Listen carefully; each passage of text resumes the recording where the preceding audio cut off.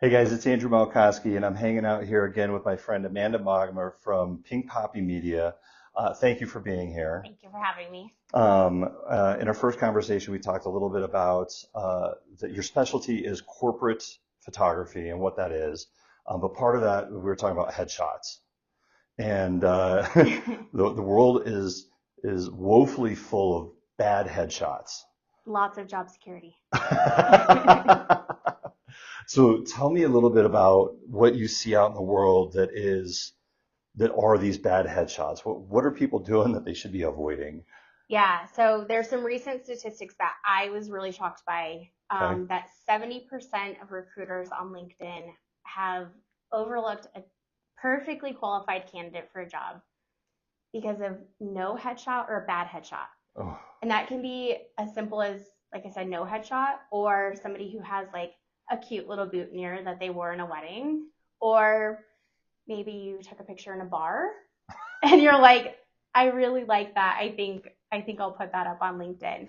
Um, like down to maybe you're like, oh, this looks really simple. I can avoid getting a headshot altogether, so I'll just use one of those AI generated headshots.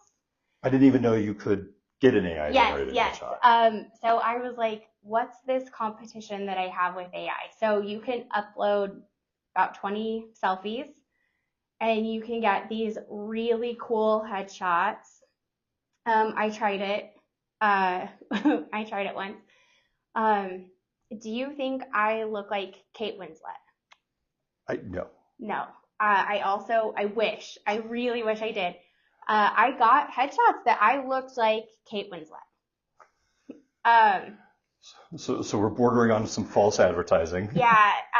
And from my standpoint, it's really sad because you get people getting these headshots where they look younger, thinner, like just the not like themselves. So that's kind of where we get a lot of things that just aren't great. The other thing I see a lot is people, and I hear it a lot, people using headshots that um, they had taken 7 years ago.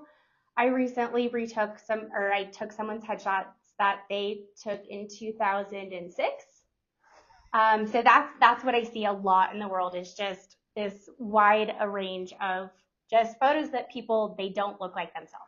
I see in real estate because we use headshots so often in real estate. Use I them a see lot. pictures of people who haven't retaken their headshots since like '93, and it's just like it's a lot of years. It's a lot of years. So talk about what some of what you do that makes the headshot so good. Yeah, so I love to talk to people when they come into the studio, like, what do you want this image to say about you when someone sees it? And I like Yes. to also put myself in the perspective of when you're working with somebody, like, are they excited to be going through this process when they work with you? Like, if you're talking to someone about money, are they going to be excited to be talking about money? Or are they going to be like, I am not excited to have this conversation at all? Right. So we really need to get to like what does this image need to say about you? Do you need to be approachable? Do you need to be like stern? What does that image need to really say? And then work with my client to really have an image that comes across how they need that image to come Yes. across and really get to a genuine expression that looks like that person and makes that person feel really good about that image. I can't tell you how important I found that to be looking at some of your work. And the other thing that I found really amazing was how different lighting looked in your work compared to some others that I experience out there. Tell me a little bit about how that lighting helps.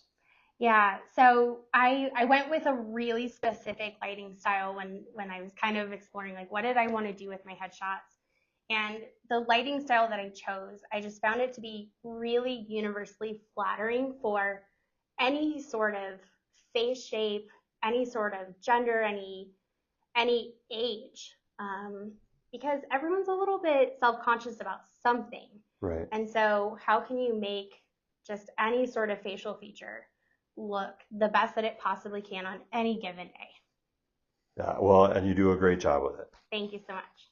I cannot recommend enough. If you need your headshots updated, my friend Amanda will do a great job for you. Thanks a lot for joining me. Thank you. Thanks for joining us, and we'll talk to you in the next conversation.